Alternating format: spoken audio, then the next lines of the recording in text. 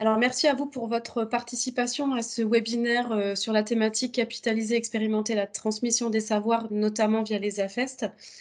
Un projet dans le cadre de l'EDEC PIC PC2I, dont je vais vous parler juste après. Alors, quelques petites règles si vous en êtes d'accord. Posez vos questions dans le chat et puis nous pourrons répondre au fur et à mesure, hein. N'hésitez pas à poser de vos questions si vous avez des questions en cours de présentation, n'hésitez pas. Élise qui est présente, puisque moi je ne vois pas vos questions, Élise Camus pourra me les transmettre, c'est gentil de sa part. Coupez vos micros pour pouvoir éviter les échos, merci à vous. Et également, coupez vos caméras pour alléger le réseau. Merci. Donc, les intervenants et participants OPCO2I à ce webinaire seront moi-même, Bérangère Deplay-Sabar, je suis chef de projet appui aux branches chez OPCO2I. Élise Camus, responsable administrative également à la direction études et prospectives chez OPCO2I. Et Tatiana Lae, chargée de mission à la direction de l'offre de services OPCO2I. Donc, je vous présente le sommaire de ce webinaire. Nous allons faire un petit point sur le contexte de ce projet. Ensuite, nous ferons un point sur les entreprises, les règles d'éligibilité, entreprises et publics éligibles, et les branches concernées, les étapes de l'expérimentation, une petite présentation du kit, on ne rentrera pas dans le détail, mais présentation du kit, les prestataires qui accompagnent dans ce projet qui ont été sélectionnés, et enfin les modalités de gestion et les conditions financières. Donc, je vais démarrer par le contexte. Donc, ce projet, cette expérimentation s'inscrit dans le cadre d'un EDEC. Donc, un EDEC, c'est un cofinancement public. En 2019, les 32 branches OPCO2I ont souhaité répondre à un appel à projet qui s'appelait « Soutien aux démarches prospectives » dans le cadre du plan d'investissement des compétences auprès du ministère du Travail.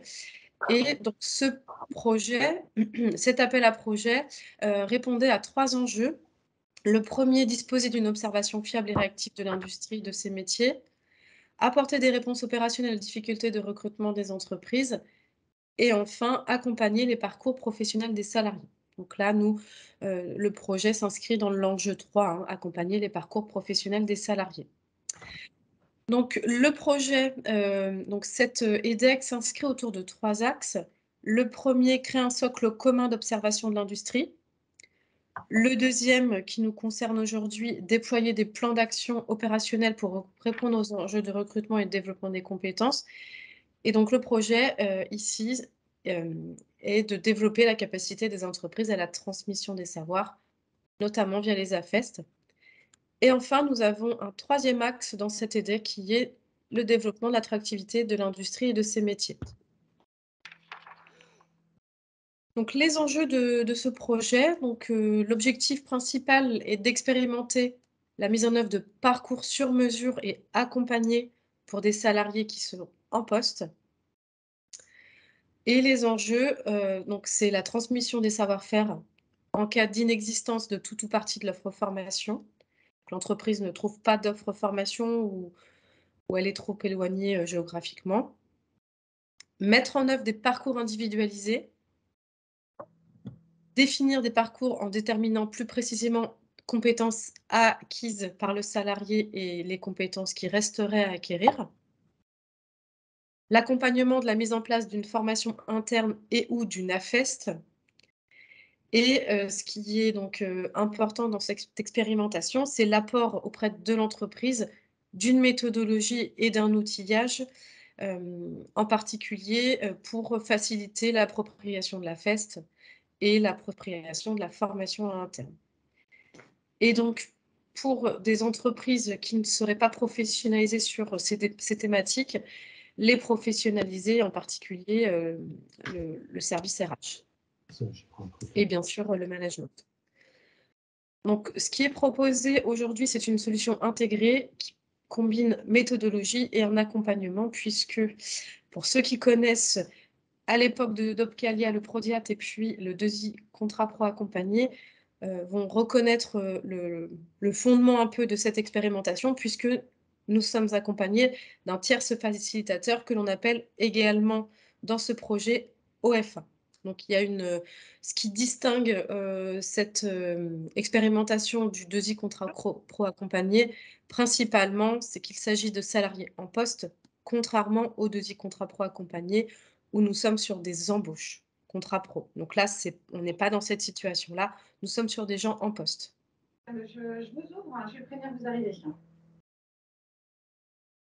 Mais en fait, c'est Vous parce avez que des questions? là, Thierry est parti sur le deuxième bâtiment, donc bâtiment qui est en face. Donc, Excusez-moi, est-ce que vous pouvez couper votre micro? Pardonnez-moi. il y a un petit parking sur la droite. Garez-vous ici. Je viens de désactiver le micro, Bérangère. Merci Élise. Donc les règles d'éligibilité, pardon, de l'expérimentation. Surtout, n'hésitez pas à poser vos questions si, vous avez, dès à présent des questions, hein. Donc les entreprises et les publics éligibles. Nous sommes sur, principalement en cible des entreprises, des TPE, PME et des moins de 50 salariés à privilégier, mais les plus grosses entreprises ne sont pas exclues si elles rentrent dans les autres, critères. Donc, il s'agit de toute entreprise qui souhaite développer les compétences de leurs salariés, avec une situation d'évolution professionnelle, hein, un salarié qui aurait une mobilité interne au sein de son entreprise. Une entreprise dans une situation d'anticipation ou d'adaptation aux mutations technologiques, environnementales, organisationnelles, mais qui devrait former en tout ou partie en interne sur cette thématique. Une entreprise qui a des compétences spécifiques, et propres à son à elle, des process particuliers, des fonctions atypiques ou alors des compétences qui seraient introuvables ou partiellement introuvables sur le marché de l'emploi et donc nécessiter de former en interne. Et enfin, si l'offre formation est inadaptée, par rapport au contenu ou à la proximité géographique. Donc les entreprises cibles, ce sont des entreprises qui n'ont pas de service de formation interne au sens de la loi et pour autant qui ont des salariés experts et maîtrisant les compétences et des salariés volontaires pour former en interne et idéalement avoir un formateur interne qui a suivi une formation de formateur, mais ce n'est pas obligatoire. Mais en tout cas, quelqu'un qui a l'envie et qui, s'il a déjà été formateur interne dans le cadre de contrats pro, par exemple, Prodial, 2i contrat pro accompagné, ça peut être un plus pour, déployer cette expérimentation. Et donc comme je vous l'expliquais tout à l'heure, les publics cibles, sont les salariés en poste, hein. Il faut obligatoirement que le salarié soit en poste, on n'est pas sur une embauche. Tout public, sont éligibles, mais plutôt en priorité les salariés les moins qualifiés et enfin, ayant au moins 1 an d'expérience dans l'entreprise.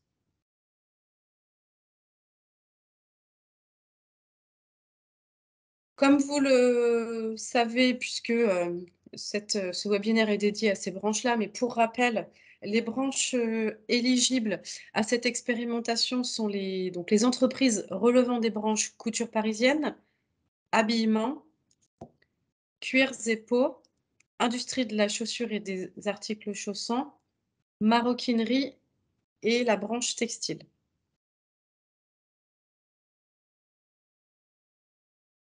Donc, information à retenir, donc, dans le cadre de cette expérimentation, donc c'est une expérimentation qui est sur le territoire national, donc il n'y a pas des terrains, particuliers, des régions, où il y aurait, ces expérimentations en particulier là, c'est vraiment le territoire national et donc on demandera auprès des organismes architectes et puis des conseillers de l'OPCO de veiller à un équilibre entre, à la fois les branches et les régions.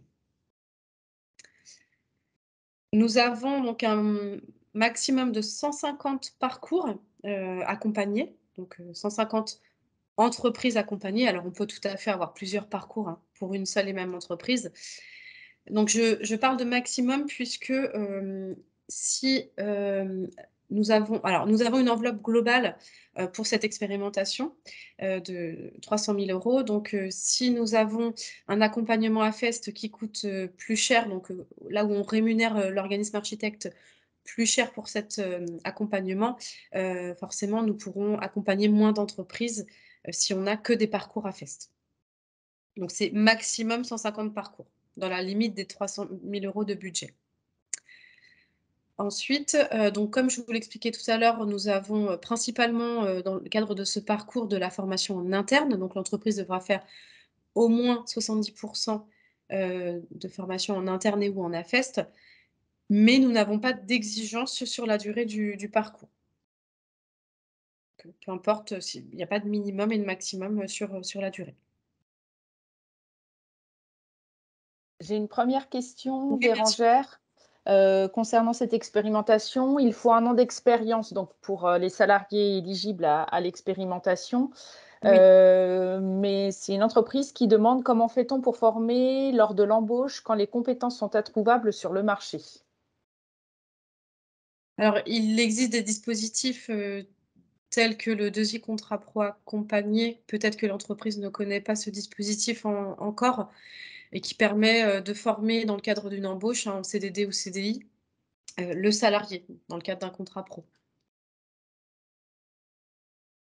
N'hésitez pas à ouvrir votre micro, hein, pour la personne qui a posé la question. Vous pouvez, compléter ou, poser une nouvelle question si, Oui, alors effectivement, c'est, je me demandais, parce que je n'avais pas la connaissance des contrats pro, oui, spécifiques, d'accord? hem et notamment parce que nous, on embauche beaucoup par le biais de l'intérim et là, ça devient un petit peu plus compliqué du coup. Oui, Mais, bien sûr.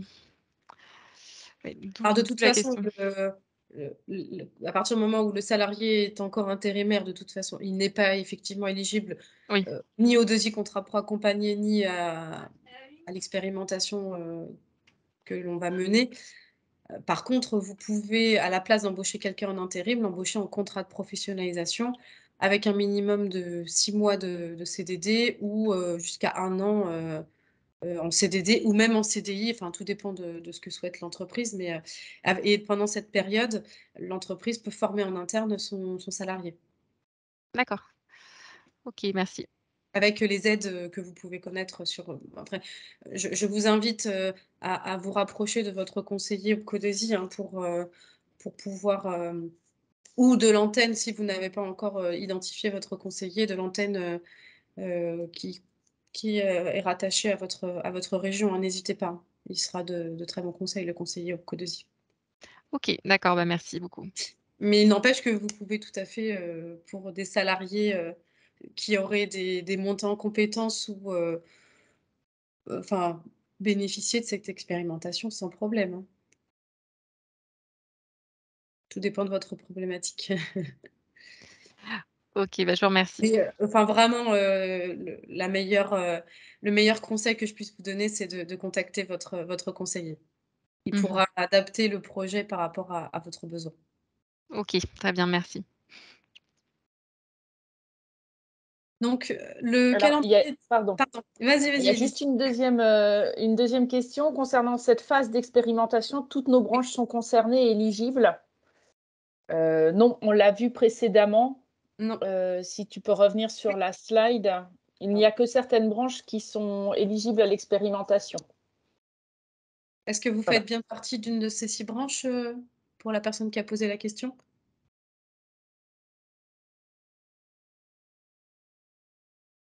Bonjour, bah, je suis conseiller au Bonjour? Codesi. Pardon? Pardon? Je suis conseiller au Codesi. Ah d'accord, OK, d'accord. Non, comme, Voilà. c'est un d'accord, comme c'est un webinaire entreprise, je pensais que c'était une Non, entreprise qui posait la question.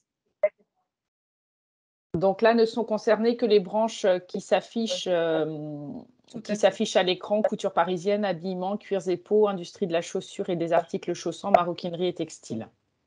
tout à fait.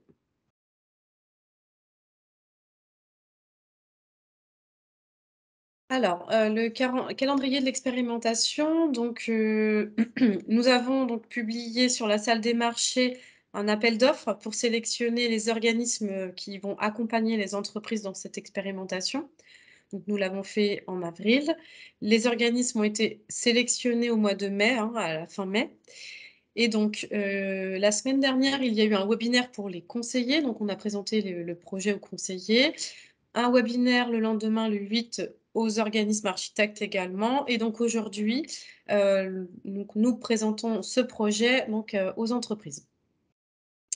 Donc l'expérimentation va se dérouler entre le mois de juin, donc aujourd'hui, et le mois de décembre.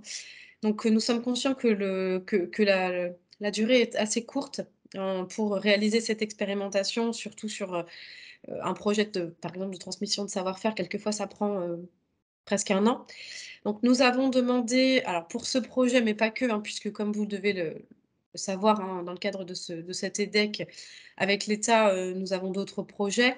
Donc nous avons demandé une prolongation, enfin nous allons demander à la fin du mois une prolongation de l'EDEC pour pouvoir prolonger l'expérimentation et d'autres projets jusqu'à juin 2023, ce qui permettrait d'avoir presque 1 an d'expérimentation. Donc nous aurons la réponse, à la fin de ce mois. Et bien sûr, nous informerons à la fois les conseillers et puis les participants, à ce webinaire, de ce report si c'est le cas. Donc pour ceux qui connaissent, le projet Dosi Contrat Pro accompagné, auprès de, donc dans le cadre de Contrat Pro, nous sommes sur une méthodologie qui est, relativement similaire, avec dans un premier temps le conseiller qui, établit le besoin auprès de l'entreprise, savoir si l'entreprise, est en mesure de réaliser ou non de la formation interne et ou de la FEST. Donc ça, c'est la première étape, vérifier le besoin et l'éligibilité de l'entreprise par le conseiller. Ensuite, le conseiller émet un bon de commande auprès de l'organisme de formation architecte, pour, lui demander d'intervenir dans l'entreprise. Et ensuite, l'organisme de formation architecte intervient dans l'entreprise lors d'un premier rendez-vous pour élaborer le référentiel de compétences, de l'entreprise, donc les compétences attendues par le salarié qui va être formé. Ensuite, on positionne le salarié sur ses compétences attendues et on mesure l'écart entre compétences attendues et compétences, détenues du salarié. Ce qui permet d'élaborer un parcours de formation, pour le salarié, un nombre d'heures, des intitulés de formation internes et peut-être même, quelques formations en externe si l'entreprise n'a pas les compétences en interne. L'organisme de formation architecte accompagne également l'entreprise, pour déterminer, la meilleure méthode pédagogique. Est-ce qu'il s'agit de formation interne, à FEST, externe, et prépare le formateur à sa mission de formateur. Environ 2 heures d'accompagnement à la mission du formateur. Également, il l'aide à construire les séquences pédagogiques, donc les toutes premières séquences pédagogiques, auprès du formateur, et il aide à structurer, organiser le parcours. Il intervient à mi-parcours, l'OF architecte, et à la fin du parcours pour réaliser des bilans. Un bilan intermédiaire, un bilan final. Et à la fin du parcours, donc, le salarié se verra remettre par l'entreprise un certificat de réalisation ou une attestation de formation, pour indiquer qu'il a bien suivi sa formation à hauteur de tant d'heures, sur tel intitulé. Bien sûr, pour l'entreprise qui souhaiterait mettre en place une AFEST, l'organisme architecte accompagne l'entreprise dans ce déploiement de formation en situation de travail.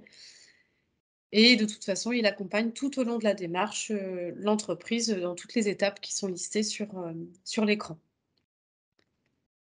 Et il aide aussi l'entreprise dans tout le montage administratif, auprès de l'OPCO, de ce dossier.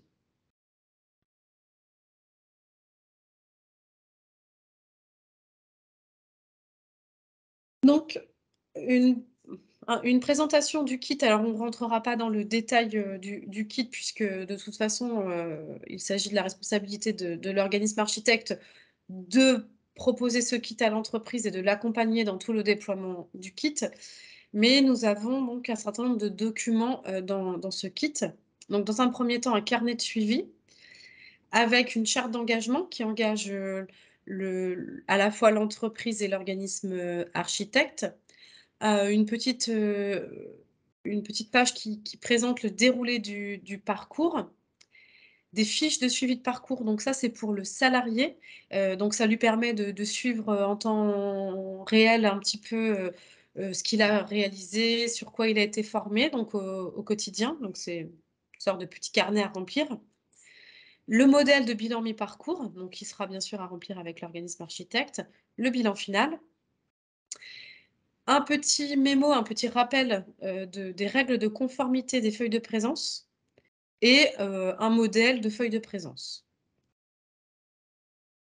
Ensuite, nous aurons le guide pratique. Donc là, on a un guide pour le formateur et un guide pour le manager, puisque dans la méthodologie, nous donnons un rôle au manager qui va suivre l'apprenant, qui va participer au bilan à mi-parcours et au bilan final. Donc le formateur aura donc ce petit guide pratique qui lui rappelle son rôle, pardon. Comment construire une séquence pédagogique, comment animer une formation. Bien sûr, ces fiches méthodologiques seront présentées par l'organisme architecte. La même chose pour le manager.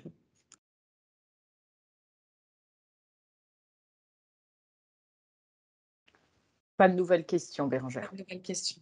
Merci. Donc nous avons toujours dans ce kit méthodologique toute la partie donc, que j'expliquais tout à l'heure, donc ce qui est appelé le kit ingénierie, c'est la boîte à outils avec la construction du référentiel de compétences attendues et les compétences détenues, donc qui s'appelle l'analyse de l'activité pour le métier.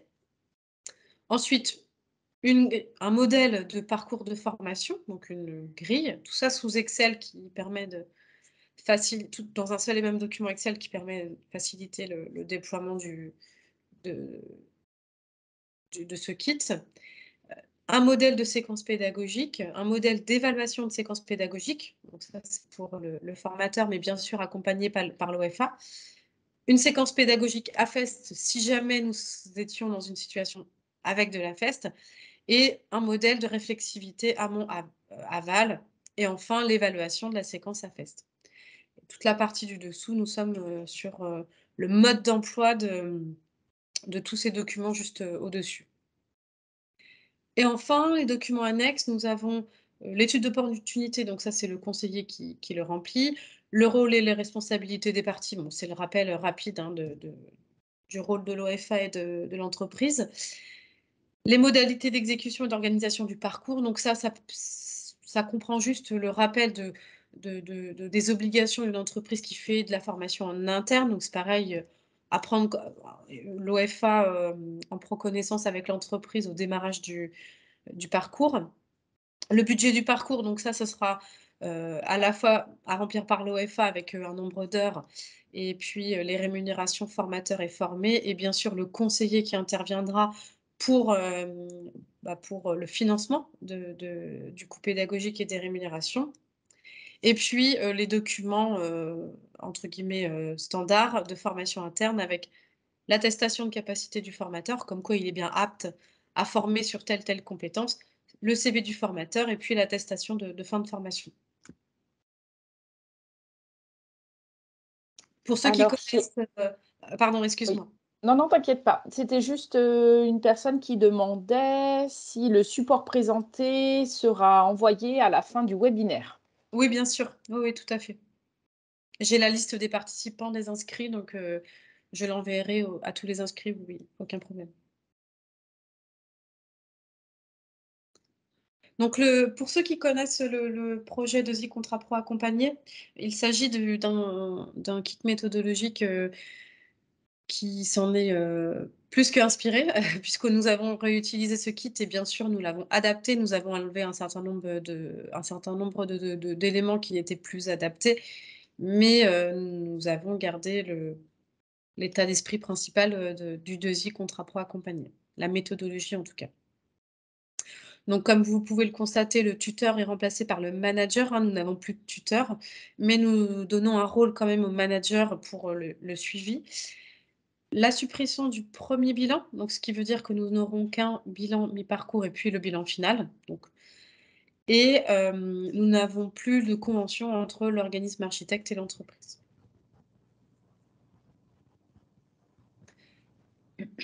Donc nous avons 3 rendez-vous au moins, de l'organisme de formation architecte avant le démarrage, donc comme, je vous le disais tout à l'heure, pour le référentiel de compétences, le positionnement du salarié, le parcours de formation et les séquences pédagogiques. Un bilan mi-parcours où on positionne le salarié sur le même référentiel de compétences pour voir s'il y a eu une évolution des compétences entre le début et la mi-parcours. Donc il y a une évaluation intermédiaire qui est faite et puis l'organisme de formation architecte recueille, les, pièces, justificatives, donc les éléments de preuve à la fois feuille d'émargement ou éléments de preuve, attest. Et enfin, un bilan à la fin du parcours. On fait à nouveau l'évaluation, sur le référentiel de compétences et on récupère pareil, feuilles d'émargement, éléments de preuve, attest et cetera.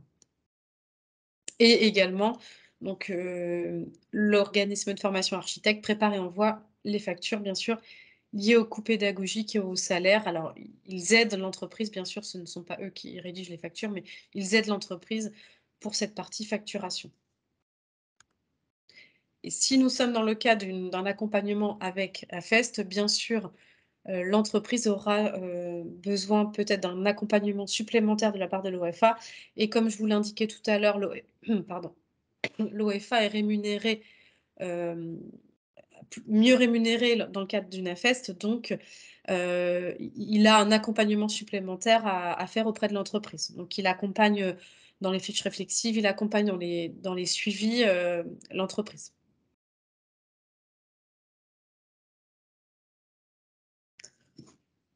Donc vous avez bien compris que, ce projet, hein, se structure vraiment avec, cet accompagnement, hein, de cet organisme qui aide l'entreprise, dans toute la structuration du parcours et donc comme je vous l'expliquais tout à l'heure, nous avons lancé un appel d'offres sur la salle des marchés publics pour sélectionner des organismes, de formation architecte dans chacune des régions. Donc vous n'aurez pas le même nombre d'organismes architectes, en fonction des régions puisque, nous avons des régions où nous avons eu beaucoup de répondants et d'autres, moins. Donc nous avons fait, avec ce que nous avions en termes de nombre d'OFA. Donc en Auvergne-Rhône-Alpes, nous avons le cabinet Osengo Consulting. En Bourgogne-Franche-Comté, malheureusement, nous n'avons pas eu d'organismes qui se sont positionnés. Donc nous avons relancé, donc pour pas pénaliser une entreprise qui serait, intéressée pour déployer le projet, nous avons relancé un appel d'offres. Il est en cours, donc nous espérons que certains organismes répondront à ce deuxième appel d'offres. En Bretagne, nous avons donc, le prestataire Corem, nous avons APHO et ensuite Orcom, Actiforce. En Centre-Val de Loire, donc nous avons Osengo, APHO et Orcom Actiforce. En Grand Est, nous n'avons qu'un seul, donc qui est le cabinet APG. Dans les Hauts-de-France, Informa, Opérationnel et Co-développement RH. En Île-de-France, 1001 formations et Orcom Actiforce. En Normandie, 1001 formations. En Nouvelle-Aquitaine, Osengo Consulting, APHO, Asfo Adour. En Occitanie, Osengo, 1001 formations et AMF. En Provence, Alpes-Côte d'Azur, donc AMF. Et Pays de la Loire, Corem, APHO et Orcom Actiforce. Est-ce qu'il y a des questions sur ces organismes dans les territoires? Alors pour l'instant, je n'ai pas de questions. N'hésitez pas, à les poser, dans le fil de la conversation si vous en avez. Je te préviendrai Bérangère si jamais, Je vois des questions apparaître. Merci. Donc, pour ce qui est des conditions financières, donc il y a 2 types, de coûts rattachés au projet. Nous avons dans un premier temps la prestation de l'OF architecte qui accompagne l'entreprise et donc, lorsque nous avons lancé l'appel d'offres, les organismes architectes ont répondu, sur la salle des marchés avec un coût. Donc nous avions, identifié, nous, au moment de la publication, un coût maximum et ils se sont positionnés. Donc certains ont mis le prix, pratiqué, d'autres un petit peu moins. Donc nous avons un prix entre 2 000, donc maximum 2 000 sans AFEST et jusqu'à 4 000 si, AFEST. Donc tout à l'heure, je vous indiquais la somme, hein, des 300 000 € rattachés à ces coûts. Donc forcément, comme je vous l'indiquais, si nous avons que des projets avec AFEST à 4 000, nous aurons, à peine, 80-100 parcours, de disponibles. Nous avons un financement de la part de l'État à hauteur de 50 et les autres 50 seront pris sur heu, des fonds, de la direction études et prospectives, excusez-moi, sur une ligne frais de mission. Donc là, nous sommes exclusivement sur la prestation de l'organisme architecte, donc ce qui veut dire que cette prestation est financée intégralement par, Opco Devis et l'État. Avec un forfait dégressif puisque, les organismes architectes, s'ils interviennent à plusieurs reprises, pour accompagner, les entreprises, à partir du 6e accompagnement, ils ont appliqué dans la réponse à l'appel d'offres, une dégressivité. Donc nous appliquerons la dégressivité qu'ils nous ont, indiquée dans l'appel d'offres. Donc ça, c'est financé à 100 et pour ce qui est de la partie coût pédagogique et rémunération, donc le temps passé par le formateur et le formé pendant ce parcours de formation, donc l'ingénierie financière, elle va être, faite par le conseiller formation en fonction des enveloppes disponibles en région et au moment, du montage du dossier. Donc nous pourrons avoir un financement, par exemple, sur la convention Relance Industrie. Pour certaines branches qui ont, un accord mesure d'urgence, c'est le cas, hein, de l'habillement, des cuirs et peaux, de la chaussure, de la maroquinerie. Donc en fonction des règles sur, l'accord mesure d'urgence, nous pourrons avoir un financement, dans ce cadre-là. Sur les fonds FSE et également pour les entreprises de moins de 50 salariés sur les plans, moins de 50, voilà, dans la région. Est-ce qu'il y a des questions? Alors, je vérifie. Non, pas de nouvelles questions. Merci Elise. Donc une distinction, en termes de gestion de ces 2 de ces 2 coûts, pardon. Tout ce qui va être prestation avec l'organisme architecte va être géré, dans l'équipe direction études et prospectives, donc par Élise et moi-même. Et pour la partie coûts pédagogique et rémunération, donc ce sera, l'antenne, rattachée à l'entreprise, hein, l'antenne AR2I qui gérera le dossier. Donc pour rappel, les différentes étapes, hein, pour la gestion de ce type de dossier. Donc la toute première étape, c'est la validation du projet et évidemment, il faut que ce projet passe par le conseiller OPCO. Comme je vous l'expliquais tout à l'heure, donc il va conduire un entretien téléphonique ou en présentiel auprès de l'entreprise pour voir, quel est le besoin de l'entreprise, et sa capacité à réaliser la formation interne et ou AFEST. Ensuite, il va émettre un bon de commande auprès de l'organisme architecte. Idéalement, il serait bien de prévenir cet organisme architecte, hein, de ce projet 2 semaines avant le démarrage. Ensuite, lorsque, l'OF architecte est intervenu en entreprise et donc a réalisé, toute cette première étape, hein, de positionnement, de construction du parcours, vraiment de montage, de ce dossier. Il va envoyer au conseiller, tout le dossier avec le positionnement, le parcours, les fiches de paye du formateur et du formé Le budget de formation, donc le budget, concrètement, c'est, le coût pédagogique et les rémunérations associées. Donc, tout simplement le nombre d'heures fois le taux horaire, du formateur et du formé. Les CV, enfin le CV ou les CV du ou des formateurs et l'attestation de capacité du ou des formateurs. À la fin, du parcours, donc vraiment à la toute fin du parcours, il faudra bien évidemment envoyer, donc ce sera, l'accompagnement de l'OFA également, hein, sur cette partie. Il faudra envoyer tous les justificatifs pour, que l'entreprise se fasse, rembourser des frais, coûts pédagogiques et REMU, s'il y a une prise en charge des REMU. Il faudra envoyer les feuilles d'émargement ou les justificatifs, si nous sommes dans une AFEST, fiche réflexive ou, vidéo si nous avons une vidéo, pour, justificatif de la FEST. Le certificat de réalisation, hein, qui est l'attestation de formation, qui sera émise, par, l'entreprise. Nous avons le modèle, hein, dans le kit et la facture des coûts pédagogiques et des salaires, qui sera émise également par l'entreprise. Et si nous avons l'intervention d'un organisme externe pour une partie de la formation, bien sûr, la facture de cet organisme externe.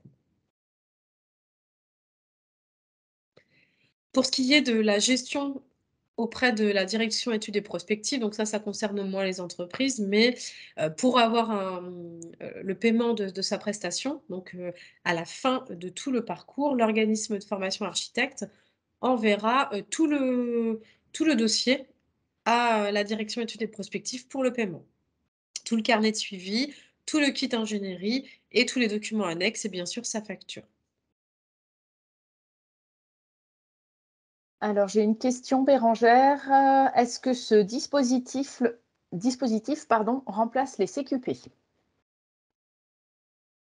Alors non, non, non, non, puisque nous sommes dans le cadre de formation interne et le justificatif à la fin de la formation n'est qu'une attestation, comme on le voyait juste avant, un certificat de réalisation.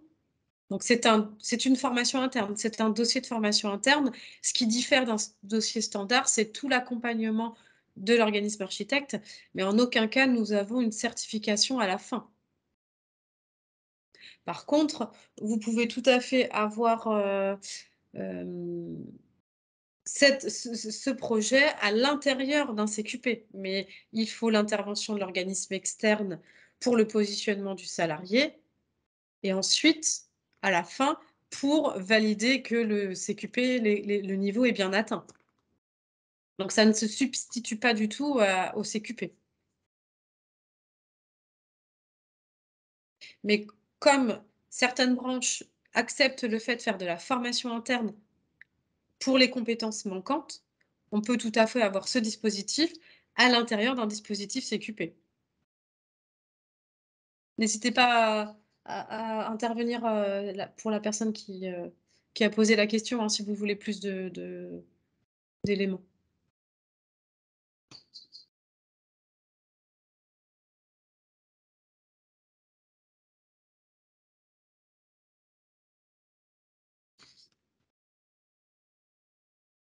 Je vais, hop, voilà, comme ça, ce sera plus facile pour moi de voir les questions. Alors, j'ai une nouvelle question. Hop, pardon. Quelle est la différence entre de la formation interne et de l'AFEST? Alors, la formation enfin, la FEST est une action de formation en situation de travail, alors que la formation interne, nous avons normalement un salarié qui est extrait de la production en formation interne, extrait d'une situation de production et mis sur un îlot, je vous parle dans les textes, hein, mis sur un îlot formation dédié et normalement, ce qui est issu de, la production ne doit pas être vendu dans le cadre d'une formation interne et donc depuis 2017, la FEST permet de former en situation de travail mais avec un encadrement particulier, avec, une étude, hem, une analyse du travail, pardonnez-moi. Une analyse du travail avant le démarrage de l'action de formation, une réflexivité amont et ensuite à la fin de la formation. Donc il y a vraiment la FEST, c'est vraiment encadré parce qu'on est en situation de travail, donc on doit avoir vraiment un encadrement très particulier.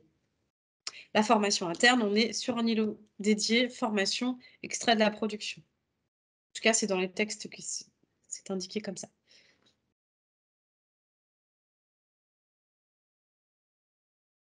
Je ne sais pas si j'ai répondu à la question. Est-ce que ça répond bien à la question? Oui, c'est bon. Merci. Est-ce que vous avez d'autres questions par rapport à ce qui a été présenté?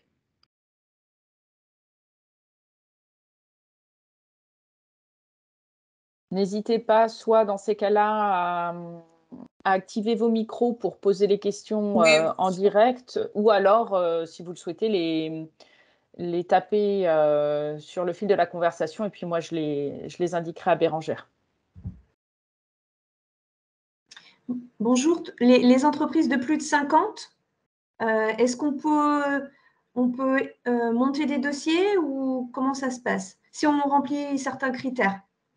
Oui, bien sûr. En fait, comme nous sommes dans le cadre d'une expérimentation, forcément, les petites entreprises sont principalement éligibles, mais il n'y a pas d'exclusion d'entreprises plus grosses, donc vous êtes éligible sans problème. Donc, aucun problème pour pouvoir monter un dossier. Si vous avez, bien sûr, vous rentrez dans les critères avec un besoin, bien sûr, mais oui, oui, sans problème.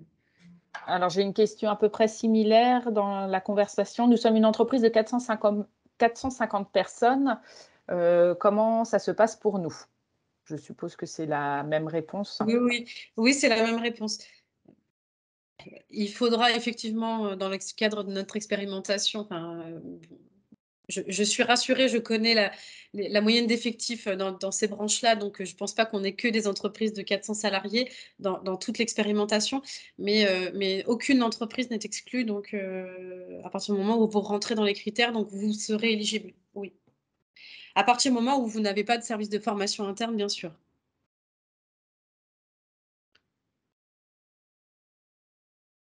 Allô, oui, Oui, bonjour. bonjour. Je voudrais savoir qu'est-ce que vous appelez comme service de formation interne en fait? C'est quoi le critère?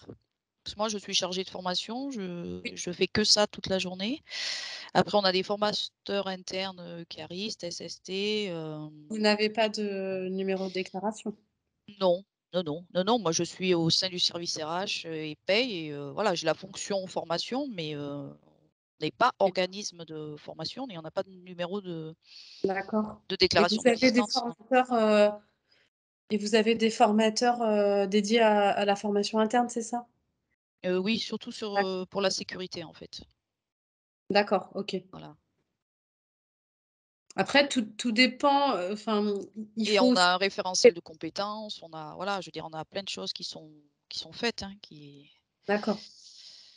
En fait, ce qu'il faut voir aussi, c'est quel va être l'intérêt, de cet accompagnement de l'organisme architecte, dans la mesure où vous avez déjà des référentiels existants, mmh, et des formateurs, peut-être, compétents. L'objectif de cette expérimentation, c'est plus d'outiller une entreprise qui ne serait pas mature sur le sujet, tout en ayant quand même une fibre, pu ne pas partir de zéro non plus, mais en ayant quand même, un besoin. Est-ce que vraiment c'est pertinent? Il faut vous réfléchir à la valeur ajoutée de l'organisme architecte, en fait, vraiment. mmh mh. Oui, parce que nous, on a déjà des plans de formation, voilà, tout ce qui est formation, en fait, nous, on fait de la feste, hein, sans le savoir, mais Oui.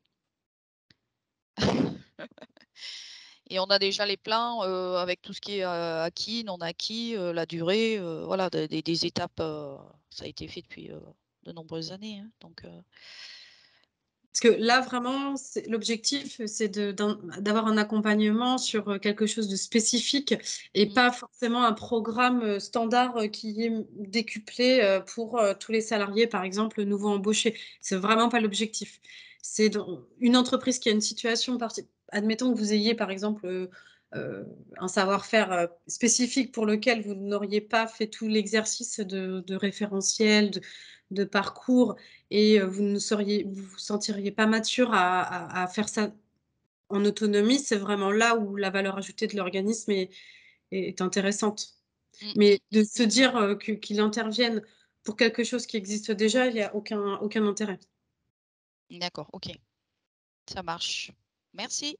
Puisque vous pouvez tout à fait, il faut vous rapprocher bien sûr de votre R2I pour connaître les règles, en la matière, mais vous pouvez tout à fait, faire un dossier de formation interne, si vous avez déjà toute la matière et que vous avez ce besoin de former en interne, vous n'avez pas besoin de mettre en place l'expérimentation. L'intérêt de l'expérimentation, c'est vraiment cette méthodologie en fait, vraiment. D'accord. Sauf si ça nous permet d'améliorer, notre, manière de fonctionner et de suivre les choses aussi. Mmh mh. Après vous pouvez tout à fait, si vous avez un projet cette année, sur un poste spécifique, effectivement, ça peut être l'occasion aussi de voir, quelle pratique, est employée, quelle est la méthodologie sur ce poste en particulier et peut-être effectivement vous améliorer grâce à ça, oui. Oui, oui, éventuellement après le dupliquer parce que, voilà, Mmh. ouais, OK. Mais vraiment avec, ce projet spécifique Oui, j'ai et bien en aucun compris. voilà. Désolée, j'insiste. Merci beaucoup. Merci. Je vous en prie. Pour le moment, pas d'autres questions dans le fil de la conversation.